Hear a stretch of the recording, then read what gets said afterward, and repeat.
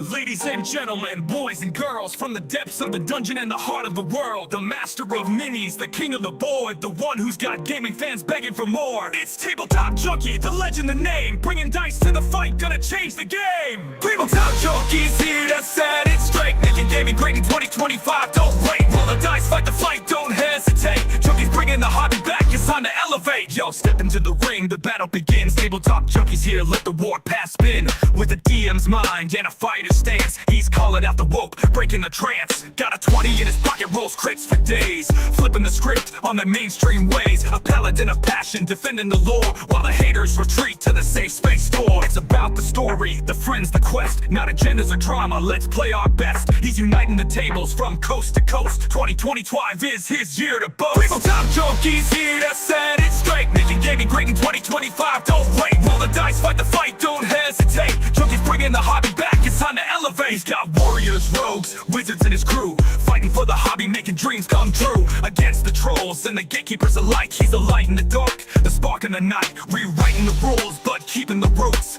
slaying the cynics, looting the boots. From the taverns to the dragons, the dungeons to plains, he's a bard with a mic, spitting fire through veins. Hands up, roll initiative, the battle is on. Tabletop Junkie leads the charge till the haters are gone. Crits on the woke, crits on the hate. 2025's the year that gaming is great. Tabletop Junkie's here to set it straight, making gaming great in 2025. Don't wait, roll the dice, fight the fight, don't hesitate. Junkie's bringing the hobby back, it's time to elevate. The dice have been rolled, the tables are set. Tabletop Junkie's here, you won't forget. So gather your crew, grab your minis and map, because this legend's turning gaming into a global rap. The dice have been rolled, the tables are set. Tabletop Junkie's the hero you won't forget. So gather your crew, grab your minis and map, because this legend's turning gaming into a global rap. The dice have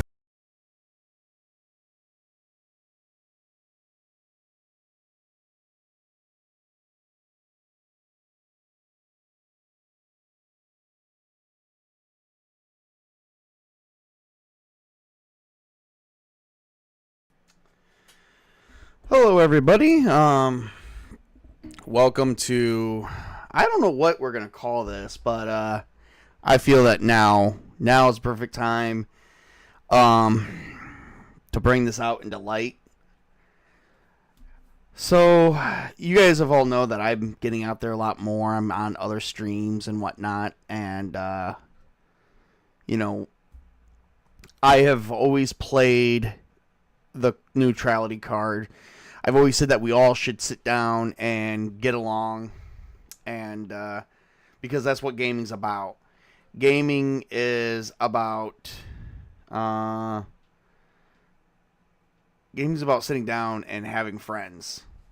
It's about sitting down and having a good time.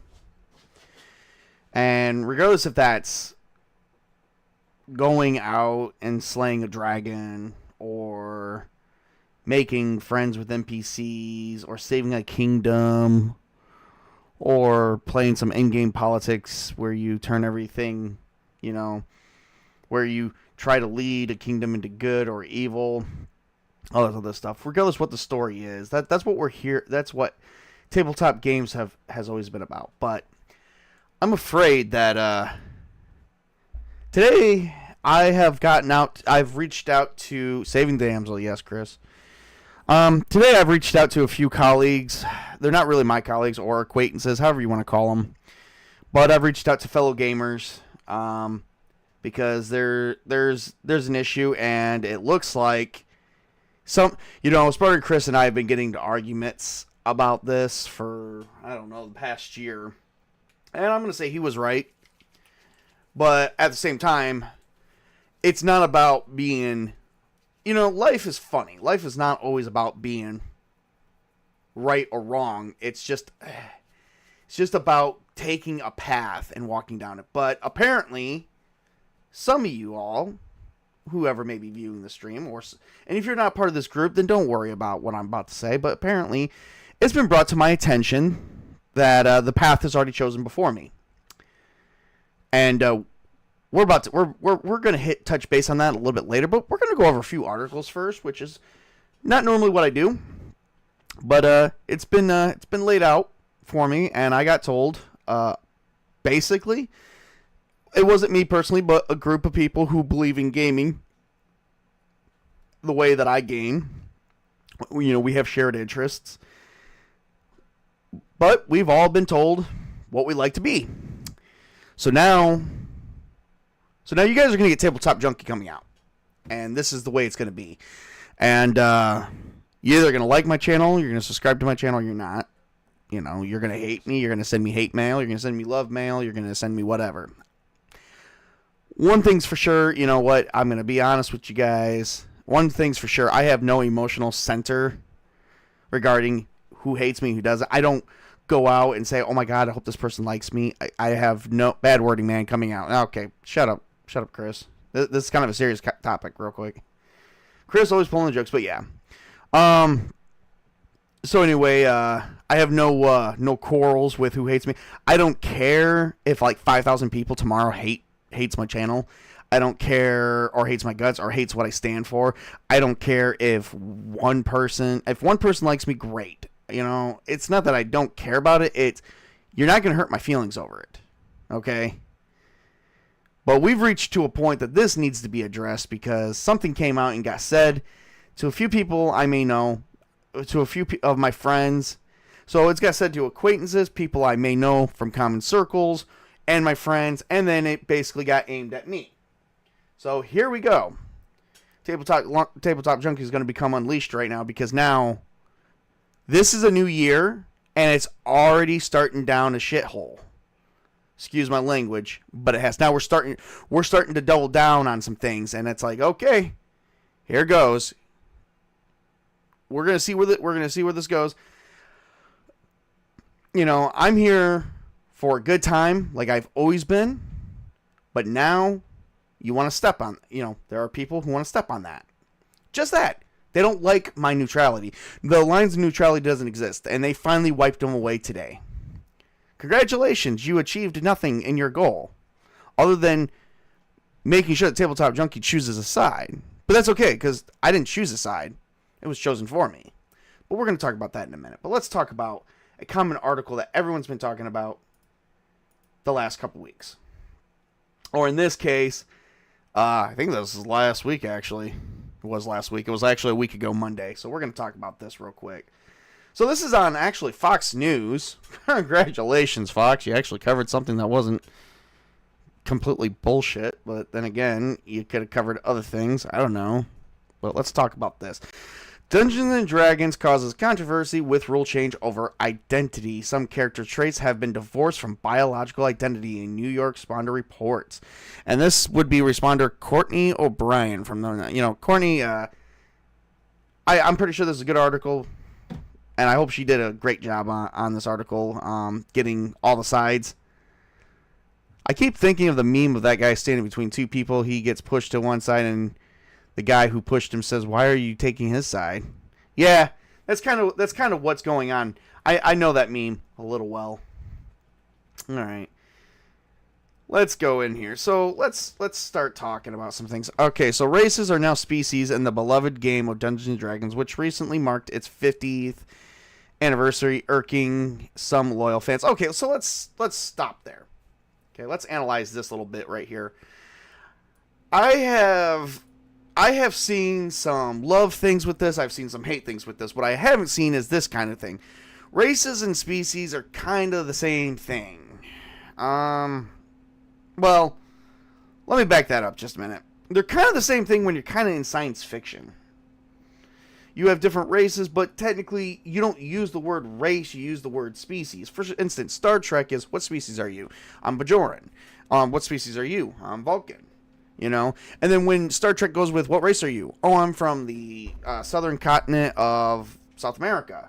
Or I'm from Europe, European, I'm French, I'm this, you know. So they've actually separated that.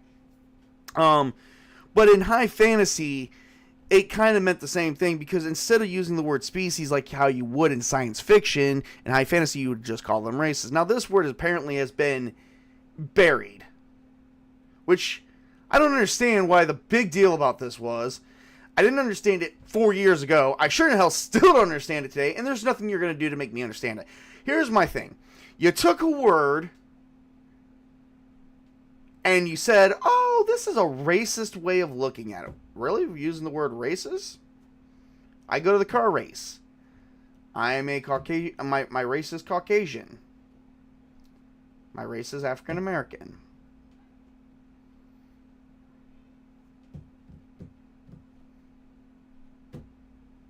So,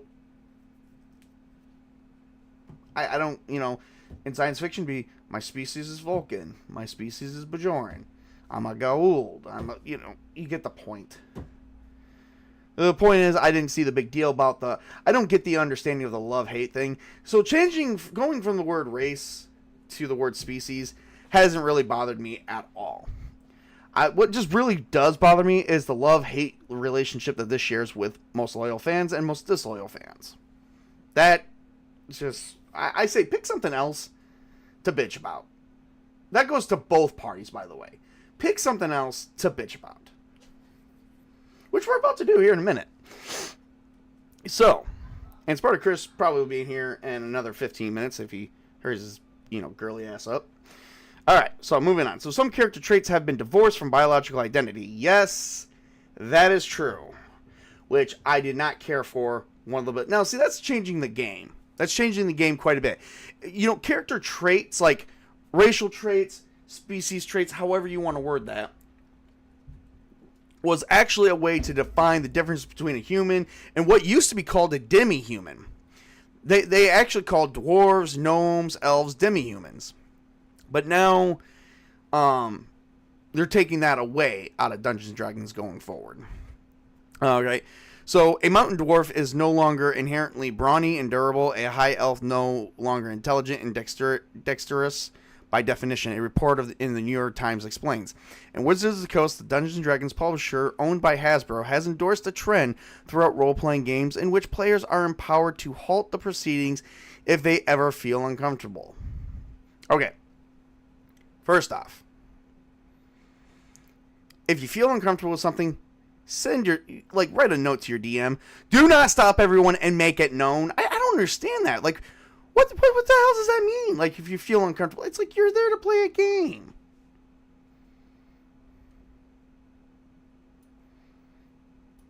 Alright. The company also now suggests that extended Dungeons & Dragons campaigns be with sessions allowing players to lay out their expectations. Yeah, I'm going to tell you this right now. My players all know for a fact, and some of my players, Spartacus, Witch King, Tobey, I'm calling them all out. We do have certain things that we are going to avoid because, it is kind of a harsh topic, especially in today's time. But we aren't going to try and make the campaign or an adventure the center focus of that one little thing.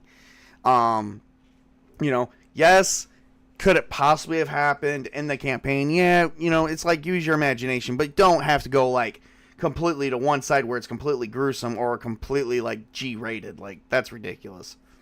You're here to entertain people and tell a story. And, this is actually one of the things I do get in an argument with Mrs. Tabletop on. Not all those stories are glamorous and whatnot.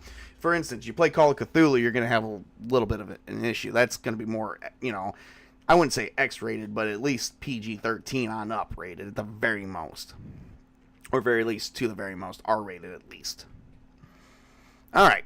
So, and which topics they wish to avoid, which include sexual assault and drug use, the Times writes. Okay. Sexual assault should never be in any game regardless. That should not be there. That should not be the focus. That should remain out of it because this is also game for younger generations as well. Drug use, that should be minimalized as well to the point it's also not in there. I don't understand that. What kind of fantasy drugs could you come up with? Now, if you play a game like Cyberpunk 2020, yeah, that's going to be a little bit different. But you can keep this first one out of every. It doesn't matter which game it is. You can keep that out of everything. Okay? Some things you may have to have a little bit more mature audience. Other things you may not. So, And see, that is the point. That is the part of a job of a game master. That's part of my job. Now, apparently, according to this, Wizard says books can actually go ahead and overwrite the game master now. Yeah, bullshit. The time a book does that is the time that I can start kicking people out of my group. And if I never play the game again, guess how hurt I'm going to be.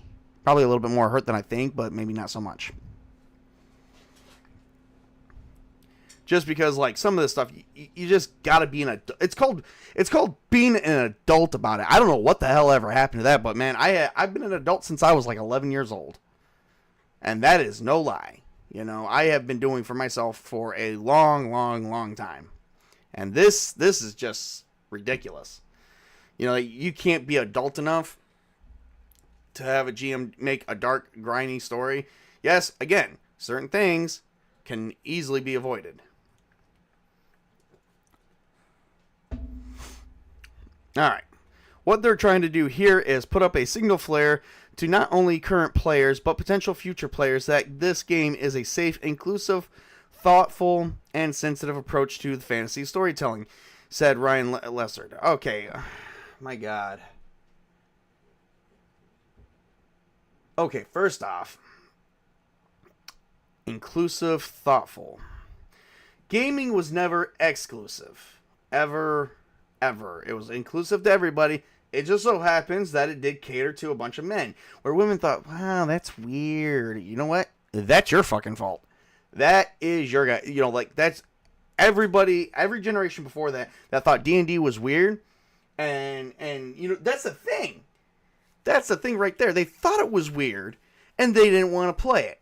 And therefore, it got it's that, oh, well, it's not very inclusive to other people. And it's like, that's BS. It just didn't, you know, it was the times. It didn't, women didn't have a thing for it. Like, certain people didn't have, like, a thing for it. They're like, oh, that's dorky. Or, oh, that's weird. Man, I grew up in a school where if you played D&D, you got made fun of. I also went to a school where I beat the crap out of a few people. We don't talk about that. But it's just, the point is, you got bullied for this.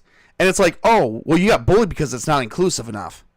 That's some bullshit. That has nothing to do with bullying. Alright, a writer in Frequent Dungeons & Dragons Dungeon Master, according to the report. Oh, good. Ryan Lessard. But some gamers are frustrated. It's an unnecessary thing, Robert J. Kuntz, an award-winning game designer who frequently collaborated with Gary Gygax, a co-creator of Dungeons & Dragons, told the Times. Gotta salute my man Gygax and Kuntz. It attempts to play into something that I am not sure is even worthy of addressing, as of the word race is bad. Oh, wow. So, Kuntz said that, according to this article, who also co-created and collaborated with Gary who worked with Gary Gygax. Now he is saying it's not worthy of addressing. Just let it go and let it be done. Okay, cool. Wizards of the Coast executives defended the new rules by saying players desired greater leeway in creating their characters. No, they desired complete control to where the game master has nothing and no say. But some have slammed the attempt at a more inclusive game that some argued comes at an expense of the game's authenticity. Well, this game's not very authentic, is it, guys? This is like, it was never. I do not understand this. This word didn't exist. Pretty sure this word wasn't used like this in the fucking 80s. Excuse my language, the frickin' 80s. Okay. This game has always been inclusive to those that gave it a chance to sit down and play and get into it. But you know what's funny? People I try to get into it, they're like, oh, that's not really my thing. I don't really care for Dungeons and Dragons. It seems kind of dorky. It seems kind of childish. This is coming from the people who says that it's not inclusive enough. These are coming from the people who made up this word here. Simple. Seriously. It was never about that. Now, for some reason, everybody wants to play it, and I think we can kind of blame a certain group for that, but we are not going to, because I actually like that group. I think they did. I think they actually did a very good job making games and stuff like that. giving people and inspiring people with new ideas and game masters with new ideas. Unfortunately, though, because of their takeoff, we are brought into this world where now they're saying, oh, well, it's not inclusive enough. It's not this. It's not that. No, BS. You're making up crap where it doesn't exist, which we will get into in a little bit. In the next thread about the new Wizards of the Coast players handbook and Dungeon Master's guide that analyzed the D&D origins in the 1970s, users blasted Wizards of the Coast and Hasbro for distancing themselves from the game's original creators due to their apparent insensitivities. The forward claims that the original role-playing game largely excluded women. Oh, dear Lord. No, it didn't. Or portrayed them disrespectfully and portrayed slavery not as a human tragedy, but as a commercial transaction. No, once again, it was however the person made up the game. Now, unfortunately, yes, those elements were kind of widely used because we have a bad tendency of using history in our fantasy world to make up real life games. My sophomore year in high school, I gave a presentation in speech class about the ethics of cloning, and I had a picture of a clone trooper from Star Wars. The jocks in the class laughed at me and said, okay, he's still typing, everybody. See, this is what I'm talking about. Spartacus is right here sharing something, and I can't even show you. Of course, you'd have Star Wars in there. Oh, Lord. See the. Oh, man. I wish I could show this to you guys, because this right here is what we're talking about. And if you're in the chat right now, you're seeing it. Spartacus, basically was picked on for liking Star Wars. And now those exact people, those same people who are picking on him, now we're like, oh, well, it needs to be more inclusive. It was inclusive when you picked on the guy. Still inclusive now. Now it's just garbage. Okay, now, unfortunately, we take real-world elements and place them in games. Why do we do that? I don't know. Maybe because it's something that we can fall back on. It's something that we're familiar with. It's something that we know, we can read a book and actually learn a little bit about. Yes, granted, we didn't live in those times, but history is something that we can actually try and shape our own worlds with. In Castles and Crusades, there was, I like Season of the Witch with Nicolas Cage and Ron Perlman.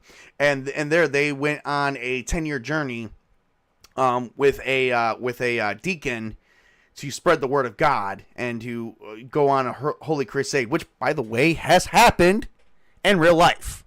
And guess what? None of you were alive for. You weren't even born. Your dad wasn't born. Your dad wasn't even living. Your dad wasn't even thought of. Your grandparents, your great-grandparents, even great-great-great-grandparents weren't even a twinkle in their eyes. And their ball sacks didn't even exist yet. So enjoy that, saying, man, I might have had some ancestors back then. Good luck tracking that down. Good God. Get one more response from that. All right, Wizards of the Woke, one ex-user said in response to the passage, ex-owner Elon Musk weighed in with an even blunter message. Okay. Nobody, and I mean nobody, gets to trash Gary Gygax and the geniuses who created Dungeons & Dragons, he wrote. And then basically asked what was going on with Wizards of the Coast.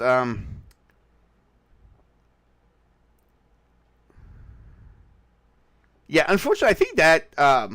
I'm going to say this right now. There was no reason for that X post. No reason at all. See, it's just depending on how you pretty much want to approach and handle a situation, and that's really what it falls into. But if you're going to just go off, the rails and start cursing and use every other curse word and a freaking thing. Now, I know I do that a lot too. But sometimes it's just my way of frustration. But I'm not going to sit here and wish bad things upon people because that's just freaking horrible. Like, why would you do that? Mark Kern, a former team lead of World of Warcraft, recently weighed in on how the video game industry and entertainment at large cater to progressive views in their content in exchange for access to money. Yeah. I think this is kind of a bad idea to use because... tabletop gaming is not a video game, or does it or has microtransactions, which now, from what I'm understanding, we're actually getting ready to go into with that. But we won't touch the subject on that today. One consulting agency, Sweet Baby Incorporated, for instance, described itself as an inclusive-focused narrative and consultation company working toward to diversify and enriching the video game industry. Good look about that. I want to hear more about D&D. And that's it. There is nothing else about D&D. Now, for some reason, in the same freaking article, we switched to video games, and I don't know.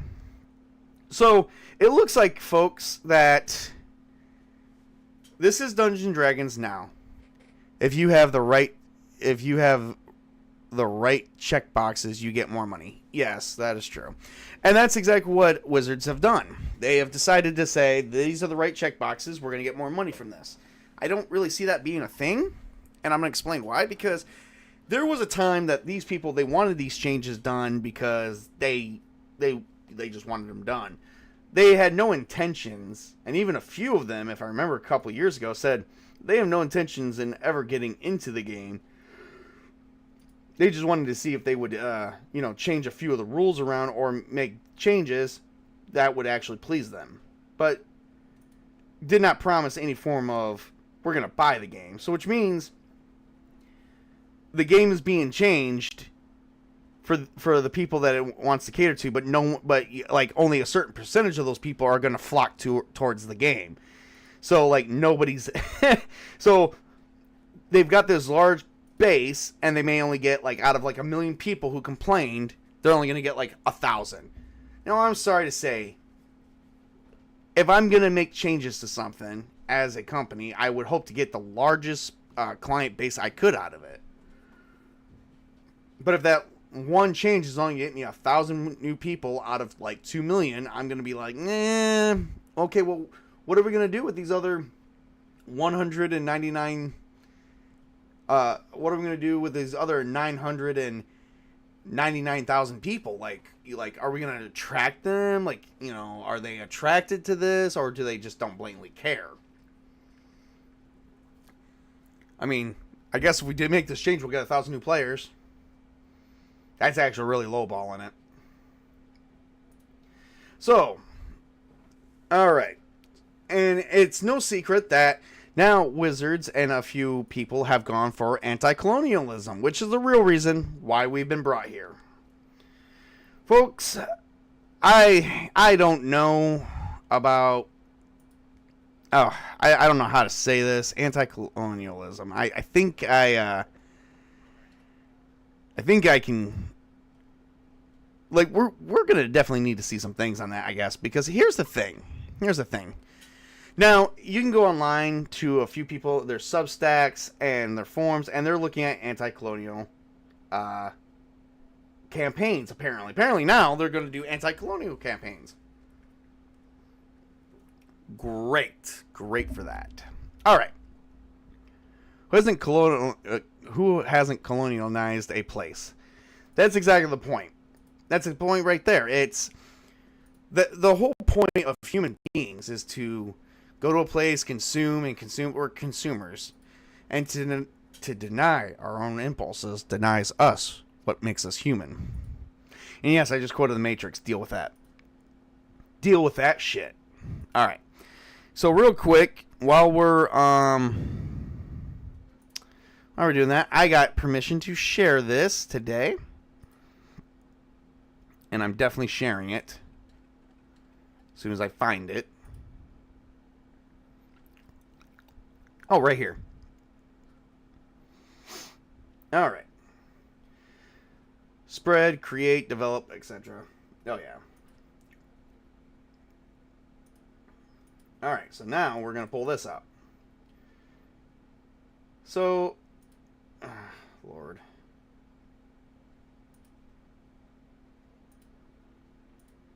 All right. For those who don't know, that this is Harmony Ginger. All right. Now, I don't really know Harmony that well, but we've had a couple exchanges in words and a few things. I think she's a really cool person. I have seen some of her work, and I did let her know that. Other than that, we haven't really developed a friendship or a common line of communication or anything. So I'm not going to say we're really friends or not, but we are, I would say, I know who she is. We're just more of acquaintances. I will not make any crack claims or anything, but I do think she's a pretty cool person.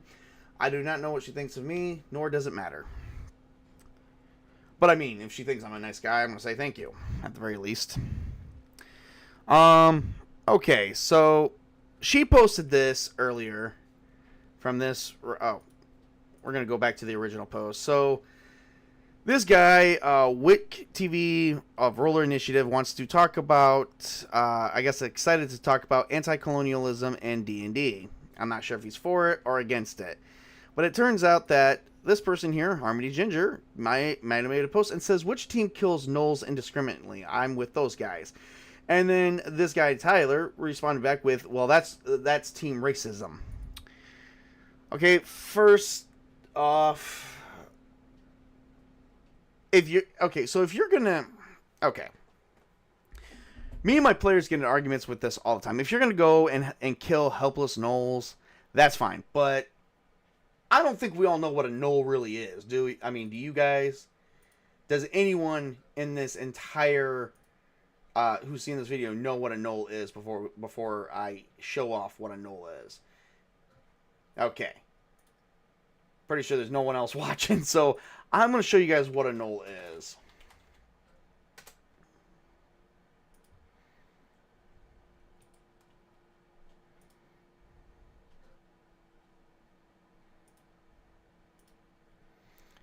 And this is going to go either one way or it's going to go pretty wonky. So, and I guess you guys just saw me change it, but I'm gonna pull this image up and pull it down my screen share.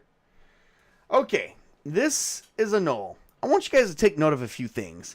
The claws on the feet, the claws on the hands, the sharp razor teeth, the fact it's got vicious beady eyes, and yes, it looks like a bipedal hyena. Okay, do you guys know anything about hyenas? They literally just eat meat. Okay, and if you guys actually know that hyenas are carnivores, shocking, these guys are kind of like not far from it.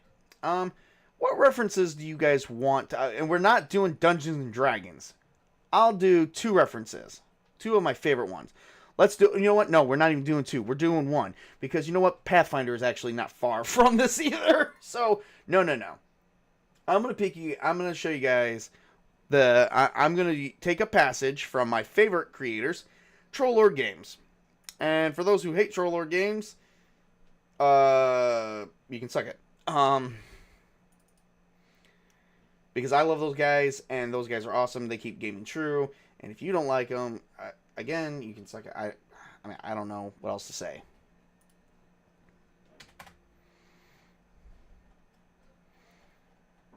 And most of the work is inspired from the original D&D. Which apparently now is apparently racist.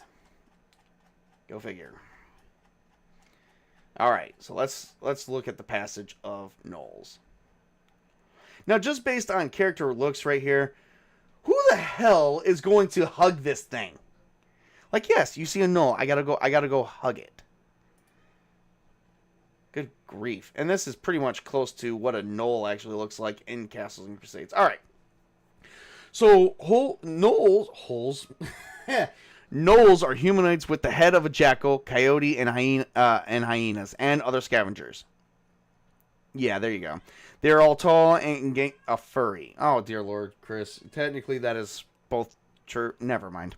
They are tall and gangly, if mighty thewed, averaging about 7 feet in height and more, and have gnarled, shaggy limbs that end in sharp claw hands. That was a lot of big words. They're completely covered in reddish yellow fur. Gnolls are found in many climates and most temperature zones. They are brutish and stupid.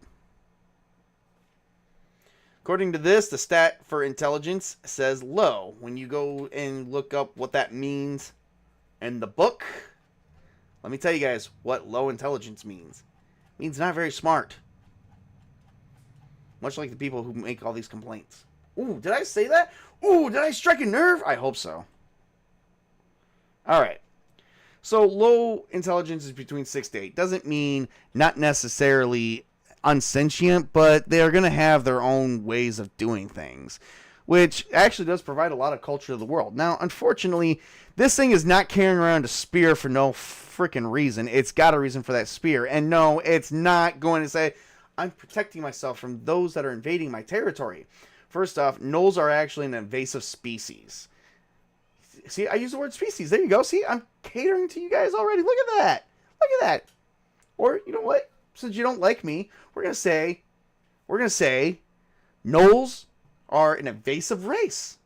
Ooh, I hope I struck a nerve. I really did. All right. And we got the Star Wars Marvel purist. What's up, bro? What's up?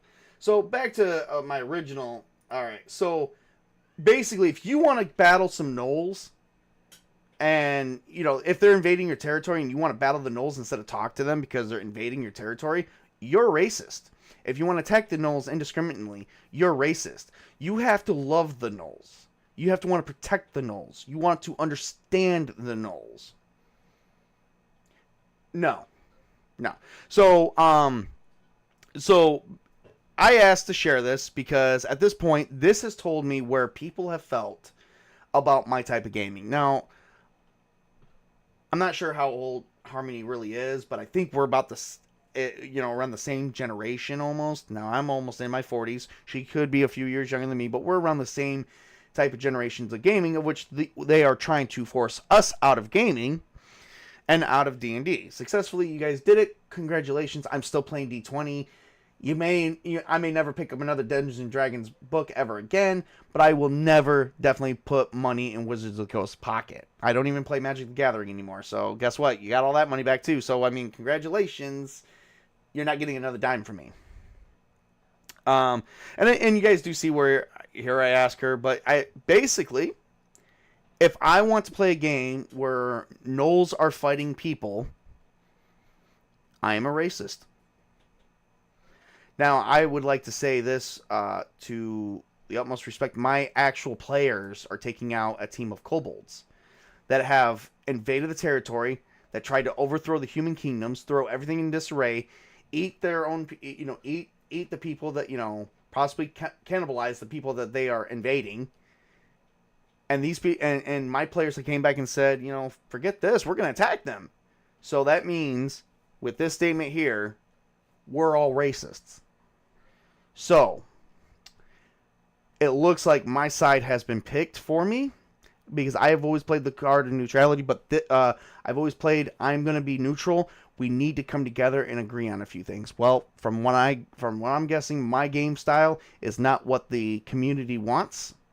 So therefore, I am of the enemy, not of the friends.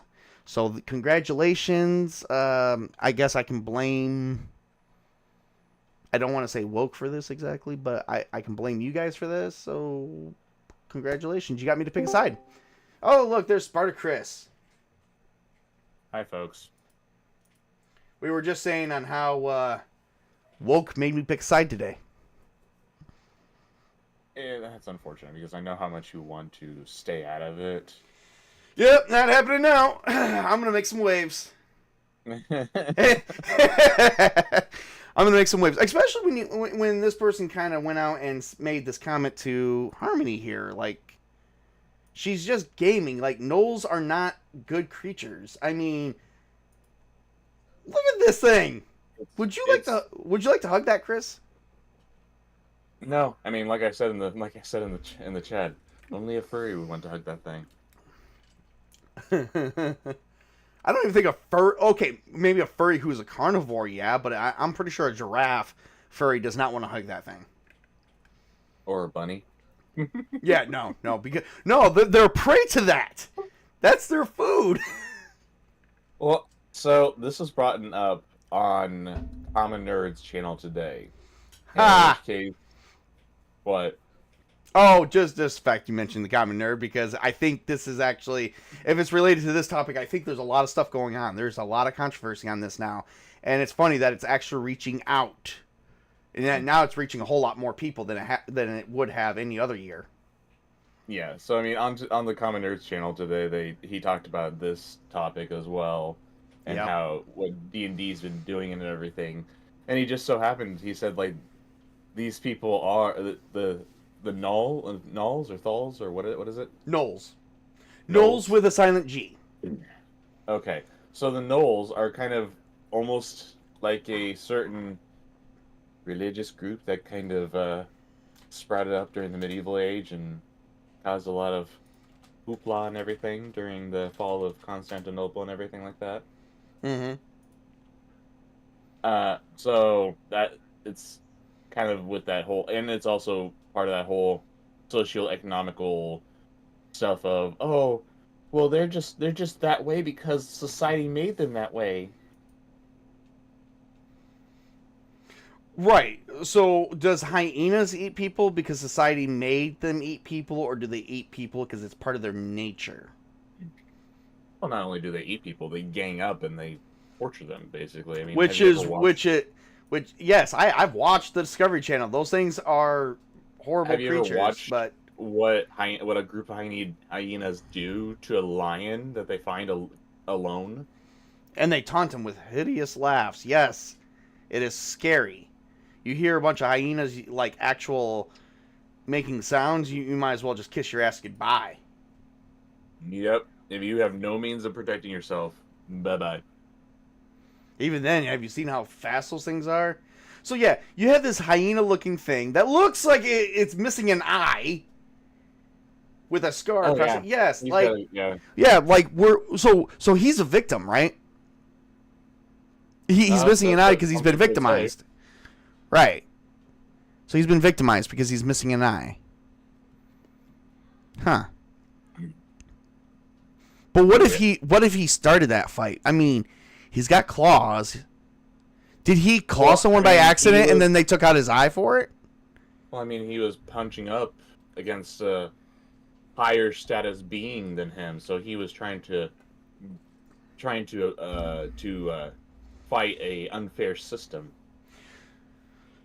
So, yes, folks, that is anti-colonialism. It is where the Knolls have a higher purpose for why they do with what they do. Like, they're a tribe of Knolls that are special cultists that are just worshiping their god, but they decided to piss off the beings of another god. They are victims while looking like that. I guess this kind of goes against the whole thing of judging a book by its cover, which is great. But this actually goes back to the thing of Knolls are dangerous. Okay, they're made like that. That's just how they are. Well, I mean, going back to that whole analogy It's of just their nature. Don't judge a book by its cover. That's the whole point of a cover, is to Right. is to get you interested in the book. Exactly. There you go. Now my question is: are we all going to start saying that scorpions don't sting people? They only sting people when they feel threatened, and they're more scared of you than you are of them. I mean, that is somewhat true. So, I think that might be a shark or something, dude. But I don't think that's a fucking scorpion. I don't think the scorpion has that level of thinking. It's just in their nature to sting anything that's near them. That is not them. They even sting each other. It happens. well, they perceive a threat and they're going to react. That's why it's mostly with smaller scorpions that you have to be very careful with, because the smaller scorpions, they have more potent venom, whereas Yep. bigger scorpions, But they oh yeah. the point is, it's not that Knolls are inherently evil. It's just the nature that they are, the nature and the way that, you could say the way that they're raised, I guess, or whatever you want them to be. However, I don't see them being like cuddly little hyenas that want to love everything. Well, I mean, I'm saying this as I'm looking at this picture and going, like, I'm really stretching this out. I really can't do this, man. well, I mean, we have a character in Castles and Crusades, in your game Castles and Crusades, called Mhm. Greenie, Yes. and he is an orc. Now, what are orcs normally associated with chaos, with evil, with barbarianism and everything? But I mean, Greenie is not like that. But that's because he was not raised by orcs. He was raised by Halflings. gnomes, Halflings. halflings. Okay, thank you. Yep. Halflings. Now, see, I'm not saying Knolls are bad inherently, and I'm not saying that they are, like, that if you raise one outside of their society that they cannot know. But Knolls, under the normal nature, are they're beasts that they invade, they hunt, they have to eat, and they have no problem in doing it. I'm sorry, but essentially they can go across. Now, the way some games are doing it now, because alignment is a 2-axis job, they're either across you could say they're across the chaotic alignment, or the chaotic axis, or the evil axis, or both. A lot of times they're chaotic evil. In some games, I think they're actually lawful evil. I think in Castles and Crusades, in the monster guide, they're actually lawful evil. I'm actually gonna look that up real quick, because I am actually concerned. I'm actually wanting to know that. I mean, I will say is that my whole philosophy on is someone born or made evil is, I think it's a combination of the two. Right. Some people are born with something wrong with them, and some people develop something wrong with them because of the environment that they're raised in. Some people who may be born in a horrible situation, they can sometimes get out of that by an effort that they take. So I mean, for example, to believe that all the every monster in these books can be made a friend is crazy, because I'm sorry to say, dragons don't like friends. So how does that happen? So is it because dragons don't like people because they've been victimized by the creators? Well, I mean, are the dragons thinking beings, or are they an animal? Oh, and in most high fantasy, they can talk. They're sentient. Okay. But some of them are just inherently evil. I mean, they're just bad. I mean, aren't dragons normally portrayed as being greedy, a lust for power, a lust for gold and shiny things and everything like that? Absolutely. So I mean, those are negative traits. A lust and a greed are negative traits. So that's going to lead a being down the direction of evil. Exactly. I mean, as the Bible says, the love of money, not money itself, but the love of money, is the root of many kinds of evil. Well said. I mean, if you want to be honest, every race or species is capable of good and evil, if they're made aware of it. So, yeah. Other than that, okay. So, Chris, how do you feel about the anti-colonialism? What's your insight on this anti-colonialism situation with Dungeons and Dragons and Wizards of the Coast and Hasbro? Well, as I said earlier in the chat, who hasn't colonized something? Very true. So at this point, by going anti-colonialism, how would each species? So if somebody was going to go colonize another area and they find out a pack of gnolls live there, do they go somewhere else? But here's my second question: what if you're running out of food because you can't travel anymore? Then what do you do? Well, if you go off of what some people think, is that you try and leave someplace else and then you starve. Okay. Or you steal from the gnolls, then they perceive you as a threat. They hunt you down. And, they don't want to be your friend because you're stealing from them. You got to pay under their crimes. Then you go against that. Then you either invade them or they invade you. That is colonialism, people. You can't get around it. And to believe that you can get around shit like that is a revision of history that does not exist.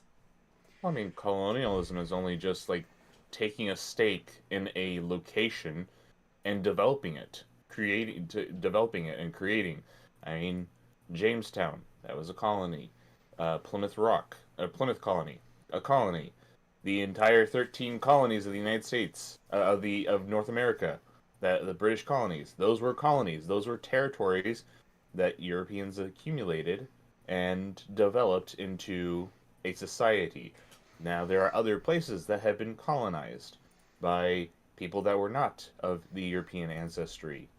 The entire northern coastline of Africa.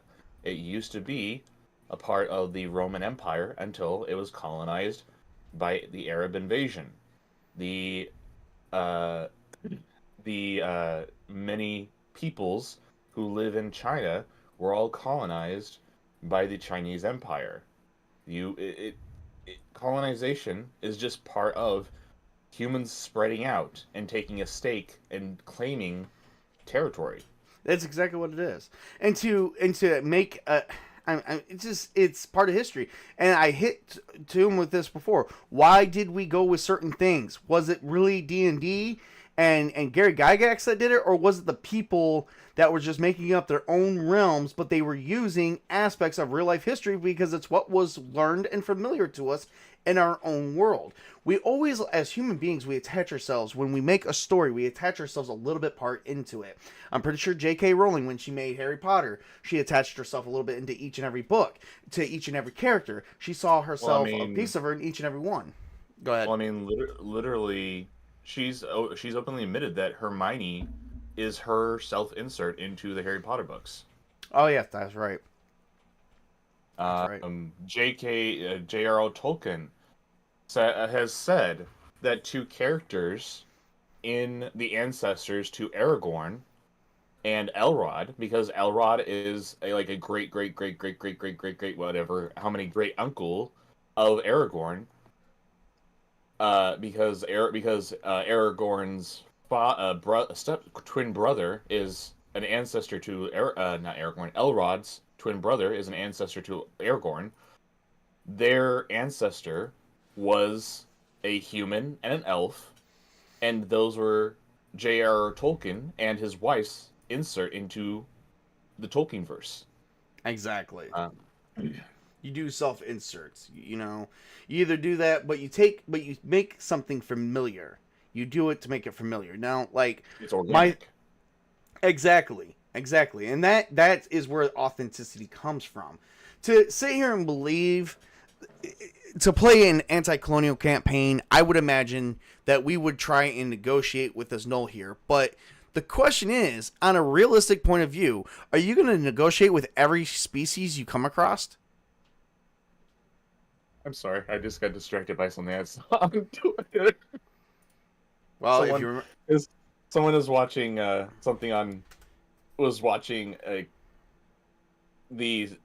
Twin Towers, the Two Towers movie, and they put it through a filter, and everyone's faces look like they're disgusted with something.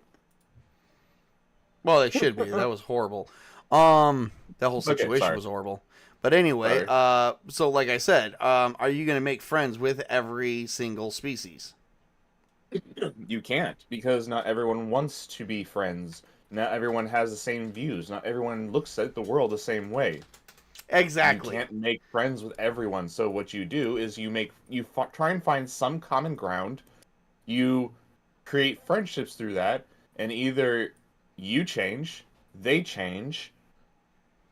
You respect each other's differences, or you go to war. I mean, people going to war has always been over, you have something I want, and I'm going to take it, because you don't want to give it to me. It's basically, accept my ideology and my views, or I'm just going to take it from you anyway. Yeah. Like, for instance, what ideology or view can we offer these lovely people? Like, the people are the people right here running from all these creatures. The biggest thing is the dragons. Acid dragon is the black one. The blue one is the lightning dragon. The green one is a poison dragon. The red one here is a fire dragon. Then you got the white one, which is an ice dragon. What looks to be a copper one can do a combination of either poison or acid. I'm not sure about this other dragon over here. But then you got all these other dragons that can do a combination of other.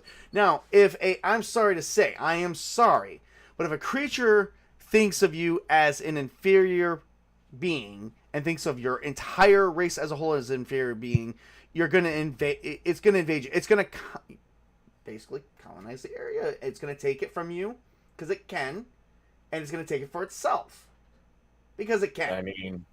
I mean, if you, an example is the aliens from Independence Day. Mm-hmm. They want our world. They're here to take it, and they want to wipe us out. Same thing with the aliens from War of the Worlds. I want to say the first 30 minutes of that movie, we were trying to make friends with those things. Yeah. And did it work out? No, it didn't. Why? Because the writers are racist? No, because they have a realistic sense of writing. Think about it. You know, how many people, how many historical figures today started wars because they wanted a piece of land? You also have the Goa'uld from Stargate. The human race, the humans of Earth, tried to reach out and try to make peace with them on a number of occasions. But because they see humans as cattle, basically, for them to control, for them to use to their benefit, they refused multiple times until their empire literally collapsed around them. Yep. Now, I'm going to tell you guys all something. Does this look friendly to you? How dare you, Table? He probably has a bad cold. Oh, yes, that's the whole point of why he looks like a squid. And he's got, like, some goblins back there. Yes. Geez. Oh, my. Yes. And he's probably a cult leader, but you know what he wants? He wants to ravage your mind and make you go crazy. Now, is he going to take it? Now, let's think of this from a point of view. Is he going to take your personal feelings of you being lesser than him or inferior to him? Is he going to take your personal feelings into account? Hell no. Does he care what color your skin is? Hell no. Does he care if you're an elf or a human? Hell no. He just knows one thing. You're not his species. So therefore, he does not care. He is just going to consume your mind and make you into a slave. And use it to invade your home. These are bad guys. Like, seriously, are you gonna sit here and say for a D&D anti-colonial campaign that we're gonna have an anti-colonial campaign? Really? Then what are you doing besides building a house? See, I can have an anti-colonial campaign right now. I'm gonna go upstairs and have my have fun with Mrs. Tabletop, and she's gonna make me dinner, and we're gonna sit down and have a good time. That yes, I want to play humans and what is it? Houses and Humans? No, man, I came here to play Castles and Crusades or Dungeons and Dragons or Pathfinder. I'm here to have an adventure, get some gold. No, you can't do that. You have to be nice. Yeah, that's bullshit. Anyway, so once again, it looks like, and I will say this once more with feeling, it looks like my path has been chosen, because if I don't want to play Houses and Humans, then I'm a racist. And it's been said, and I'll even show you it's been said, and I'm going to say this right now, it's more than one person saying it. So, with that said,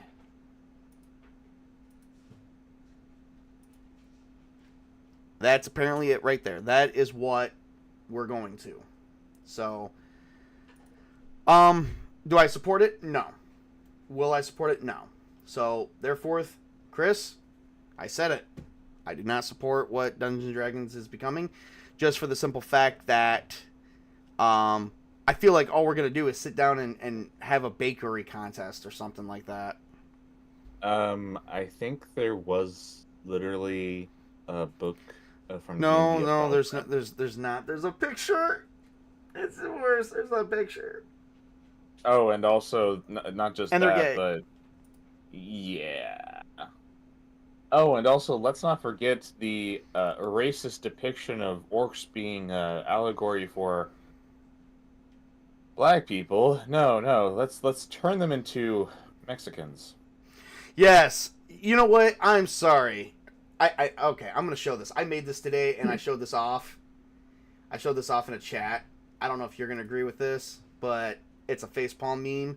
A poorly put together one. But I did this in like 15 minutes. Oh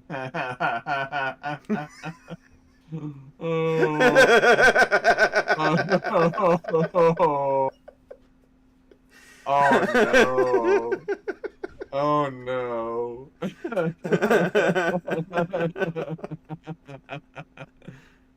Oh, well done. Well done. But is it not accurate? Yeah. Yeah.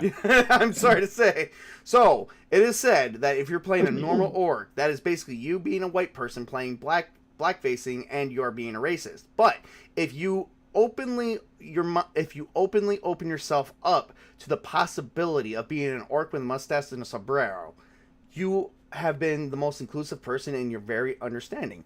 First off, I love my question right here. Do they even know the meaning of being a racist? Because I'm sorry. How the hell do you go from that to that when it's green, when he's a green skin, and then now he's even purple skin? How just Purple skin? I would probably thought that was more like a off-white. might be an off-white, might be a beige color.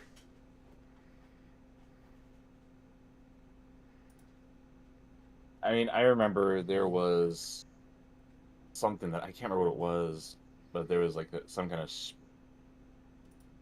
program that some people were coming out there with, which was basically talking about fighting past racism with racism today, fighting racism today for past racism, and fighting racism in the future. So I'm going to tell you this right now, and I'm gonna say it. The older generation is looking at the younger generation and all the generations in between and said, "Oh my God, we're dumbasses. We raised idiots." Because they have. Yes and no, because a lot of the older generation is like, "Oh my God, my kid's so wonderful." What older generation are you talking about? The one that raised this generation. Oh, I'm talking like the generation before that. Maybe the 2 generations before that. You know, I've seen plenty of those older generations clap and cheer it on. But I've also seen a lot of those older generations go ahead and go, "Oh no, this is a bunch of crap." Like how about the Holocaust survivor when they said, "Oh my God, what do you want? Another Holocaust? You know, is that what Hitler did?" And that one person goes ahead and said, "Please, like you guys know anything about that?" Yeah. Mm-hmm. Let's talk about that for a minute. Let's talk about the fact that that the younger generation likes to sit here and say, "Oh, we know what the older generation's been through." Really? You do? I mean, it's really stupid because it's the thing is that no one. Geez, my mind just went blank all of a sudden. I had something and all of a sudden it just disappeared. Well, let's stop beating a dead horse to death. Let's get ready for the last article that I have for tonight because I am so ready for this one. Because I've actually I've said some things about this one recently before. So here we go. We're going to go for it. Less than a year after launching in 2024's Best Live service, Helldivers 2 creative director has already started working on the next Arrowhead game. Why is that to be true? Because they're going to take Helldivers offline. I give Helldivers at this point 12 more months because anytime that the main creator directors go off to another game, they're all ready to make this one obsolete if it takes another year or two. So I guess this is going to go the way of Evil Dead. The thing that they could do is they could hand it over to PlayStation, to Sony to manage for them. Sony already screwed that when they pulled the stunt they pulled. Oh, I know. Which by the way, they're still dealing with. Apparently it hasn't been fully dealt with yet. Why am I not surprised? Which means at this point the argument with that is kind of what's the word, moot. It doesn't matter anymore. Because they pretty much just swept it under the rug and hope that they're just hoping that one day people are going to shut the hell up about it. So, to those people who spent money and probably never got their money back, you're never going to see it. No. Yeah. And even though you can't play it, and it went out in your country, you're probably never going to see it. They took the money and they ran, which I don't know how they can do that because isn't that almost technically theft? Because you're paying for a product that you never got, or you did get, but they just took it away from you. Oh, wait a minute. Isn't the whole thing of online and digital services? Oh, let's talk about another subject we could talk about, which we're not going to talk about tonight, but we will talk about in the future because you're going to figure out what side does Tabletop Junkie go, the digital side or the physical side or the both side. And I don't go both, guys. I buy both just because I like to preserve. But what side am I really on? We're going to talk about that later. All right. So, moving on. All right, here we go. Johan Paulstead wanted to know what your expectations and desires are. Okay, Arrowhead Game Studio, CCO, also known as Company Commercial Officer, Corporation Commercial Officer. I'm sorry. Where's John when I need it? I think the name is pronounced Johan. Johan? What did I say, Johan? Yeah. Okay, sorry, Johan. All right, is already working on the team's next game after the mega success of Helldivers 2. Former Arrowhead CEO turned CCO and Helldivers 2 creative director Johan Paulstead took to social media just before the new year to ask players what their expectations and desires were for whatever the studio cooks up after, or maybe even alongside its smash shooter success. I'm working on a high concept, but I would love to hear your speculations, he tweeted. High concept probably refers to overarching ideas he's playing with, and it sounds like any work that's being done doesn't involve the whole studio just yet. So we likely won't hear from Arrowhead's next project for just a while. Hopefully not, because, I'm sorry to say, I think Helldivers 2 would have been fine if Sony would have left it alone. And if Arrowhead took more of a stance on it. The really suckish thing is that it was a pretty fun game until they did this stuff. And, I still had my PlayStation, so I have a PlayStation 5, so I could go and play the game on there. But at the same time, it's just like, this is stupid. Why are you doing this? And yeah, it just killed any interest for me to continue playing this game. That can happen. Alright, so moving on to the next thing. Helldivers 2 fans had plenty of ideas regardless.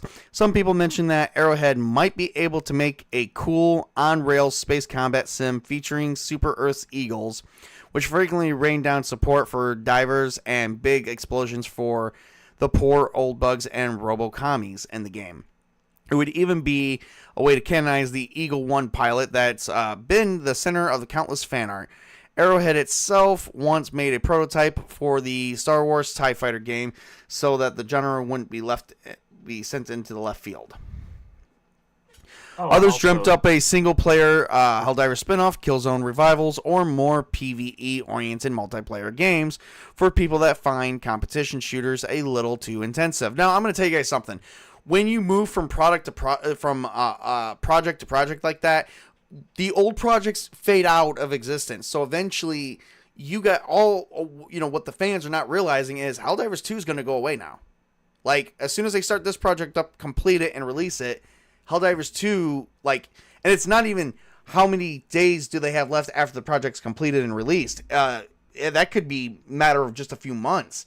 The moment they mention that they're going to work on a new project, that means they're going to pull focus. Like, if anything goes wrong with the servers, if anything goes wrong with the game, they're going to pull focus from that, and they're going to put it into this new project, which means whatever happens. So I see the game going downhill.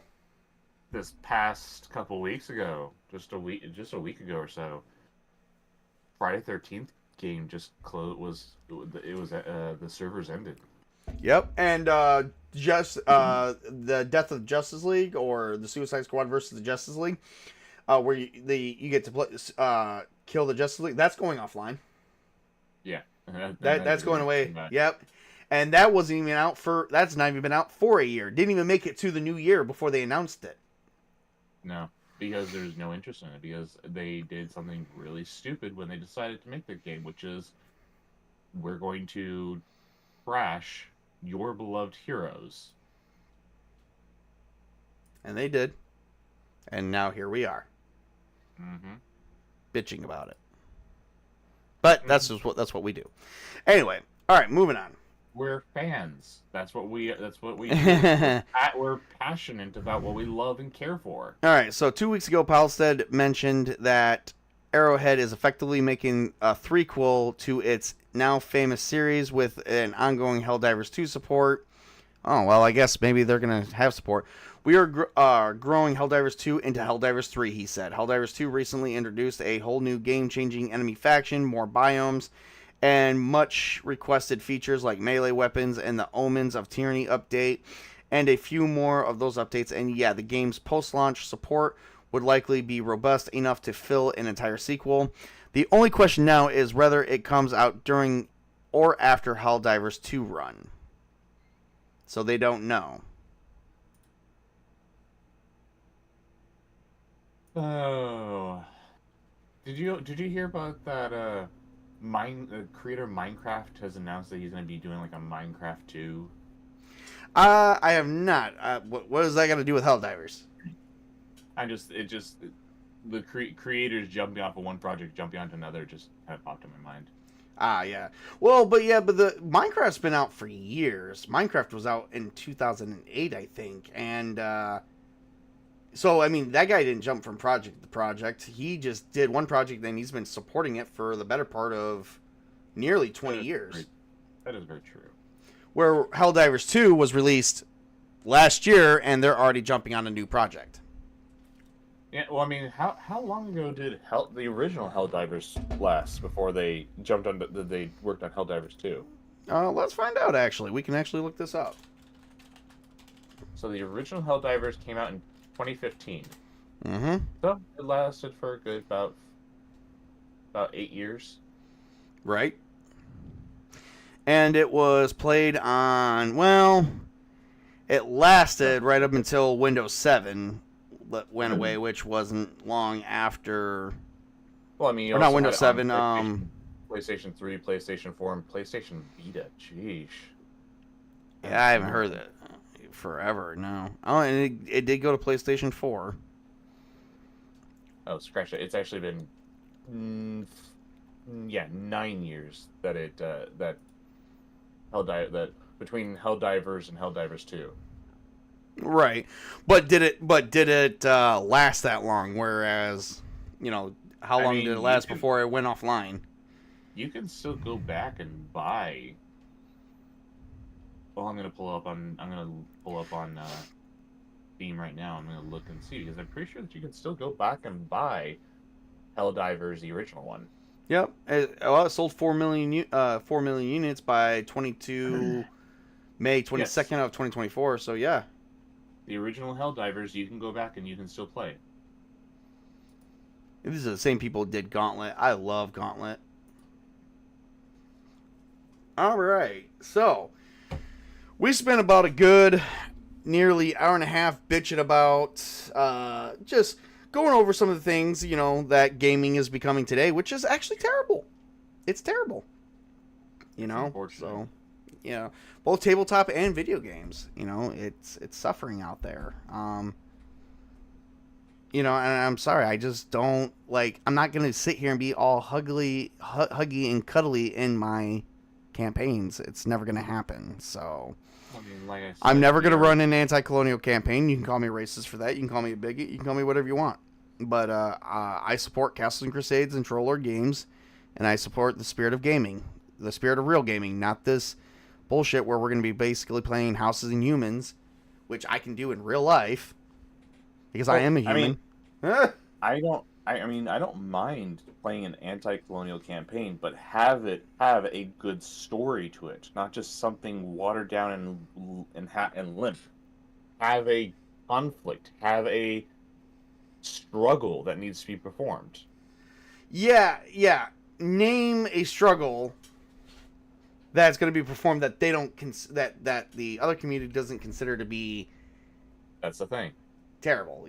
That's the thing. Everything's terrible. Like if you most of these people if you fight, it's terrible. If you do this, it's terrible. If you do this, you're this. If you do this, you're this. Now forget it. It's most of these people don't have a creative bone in their body. And because of it, they don't like how we show them up with our creative bones, and they're trying to take them all away from us. Yeah. So, honestly, I think making anti-colonial campaigns would be the last little bit before you have to play a game about world peace. Oh, in this alternate universe, world peace exists. At what cost? Why? What cost, my friends?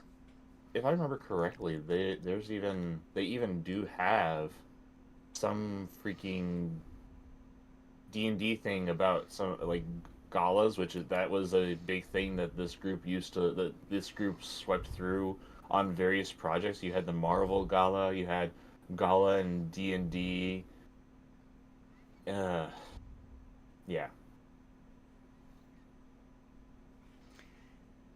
Here's my favorite thing, guys. I'm gonna show you my. Why don't you shut up? Oh! Ah, fumble! That's what I like. See? Oh! Ah, fumble! And when you guys get a fumble, it's bad for you, and we just live with that. And also the one clip that we like to pull up from one YouTube channel about the unfortunate role. Why don't for you when shut he up? decides to You ask shut up. questions about it. Oh, that one. Yeah. Oh, I guess that could be considered anti-colonial, but I don't know. You're colonizing a fucking toilet. Well, yes. Which I can't pull that up for copyright purposes, but we will watch that after this. All right, everybody. I think that's pretty much it for now. I just shared like 2 basic things that I like because, yes, I want to throw Chris out a window. No, I'm just kidding. Oh, All and by right. the way, when I tried to type that word to you, it's called defenestrate. That's what it means. Defenestrate means to throw someone out the window. Oh, okay. Hard to read. That's my I love. probably didn't That's spell what it I'm right doing. anyways. No. Oh, hey, let's talk about this. Apparently, this existed, and we're going to wrap up with this, guys, because this is actually part of the same thing. So, apparently, here is an idea of... This is an anti-colonial way of looking at things. Instead of saying goblins are attacking the village, here is some proposed ways of how you can say it. We're gonna go over this, and this is also posted by Harmony as well, which I kind of like. So here we go. So, and for an example, you can say the goblin cultists are attacking the village, or the goblin bandits are attacking the village. The goblin refugees are attacking the village. Oh my god, that's just horrible. Really, the refugees? Or the goblin men rights activists are attacking the village. Last time I checked, when you have a group of people of the same species attacking a village of humans, wouldn't they be all I don't know, say, hey, that's a group, those are all goblins? But that's a colonial way of looking at it. Well, Remember, we need to go anti-colonial. So, no, you don't say the goblins are attacking the village or the gnolls are attacking the village. You say the gnoll bandits, the gnoll savages. Yeah, you know what? I'm just going to say gnolls and you guys can all go fuck yourselves. So, that's how I feel. no, I mean, if you want to be an istrophobe, then fine. Yeah, I have like very little care in the world for this.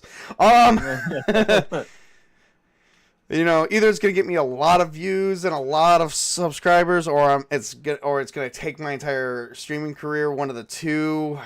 You know, I'm gonna. You know what? I'll take my chances because you know what? It's not like this is providing me the real living. So I'm doing this for fun, folks. You know, I'm not here to impress anyone. I mean, you are an adult who is working to live. Yeah.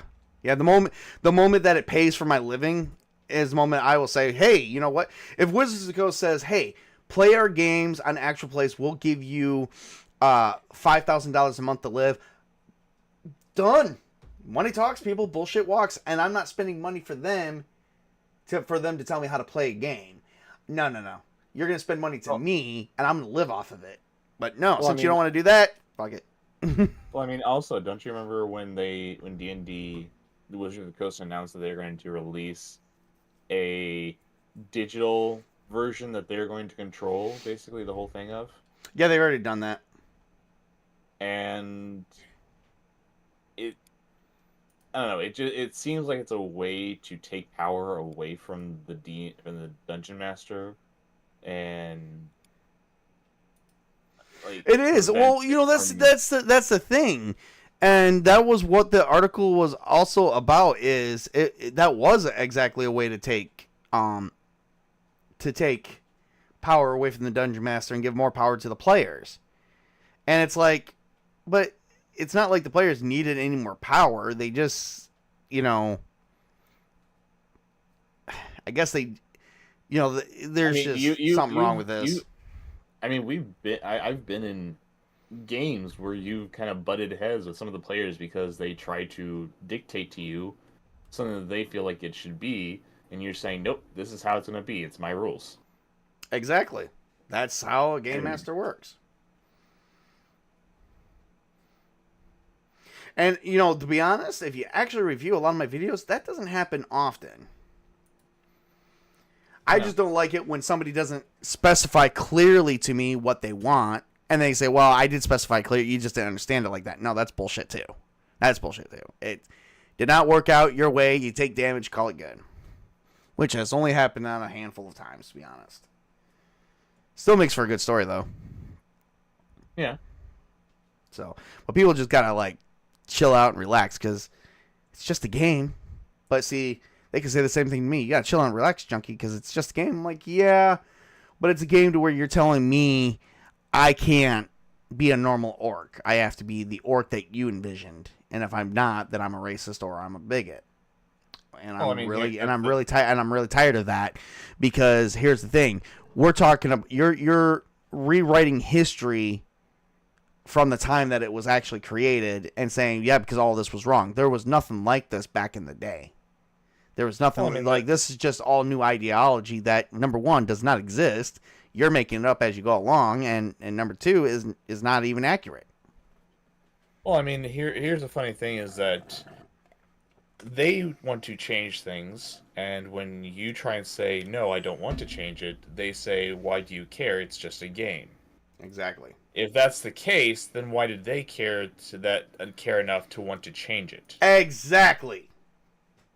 And how many of these people who want to see the game change, but yet still have no desire on buying the game? They just want to see what changes can be made and what they're willing to do for them.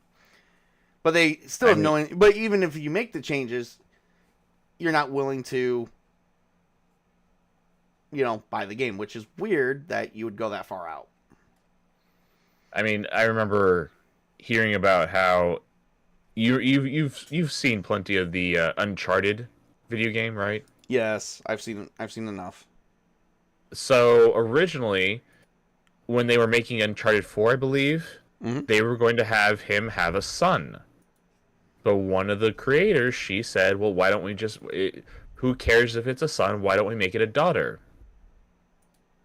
And the thing is that, okay, so if no one cared, why did you change it in the first place? Exactly. Well, that's just everything I have at this time. Is there anything else you want to say, Chris, or anything at all? I have much I want to say, but I don't want to take up too much time, and also... No, we've actually been going, and now we're about to recircle around, but... I don't think I want to chase away all your subscribers. Nah. Can't. Yeah, probably could, but let's not go there.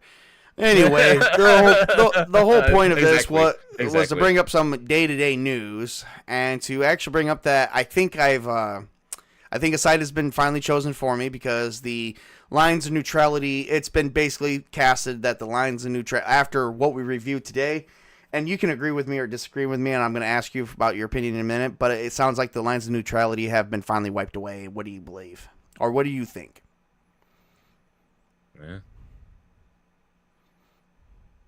Yeah, it's hard to decide. Yeah. I mean, it's not really hard to decide, because, like I said earlier, that meme about the guy standing between two people, one of them pushes him over to the other side, and then complains and says, why are you siding with them?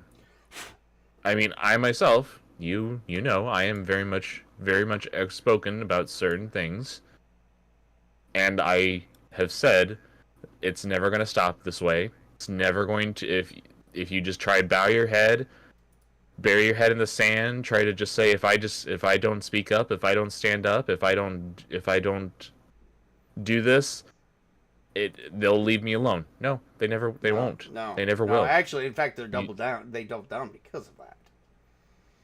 Because they know that you're not going to speak up, so they're going to walk all over you. Well, guess what, everybody? No one's walking all over me. My boots just walked all over you, bitch. I know that you're never going to let anyone walk over you. You are very much a strong-willed individual. Oh yeah, but I think it just needs to be said of which side I choose, and unfortunately, my style of gaming is old, and it is what I'm going to go with, and I'm not changing my way. I'm not going to change my ways or sell up my values to appease others.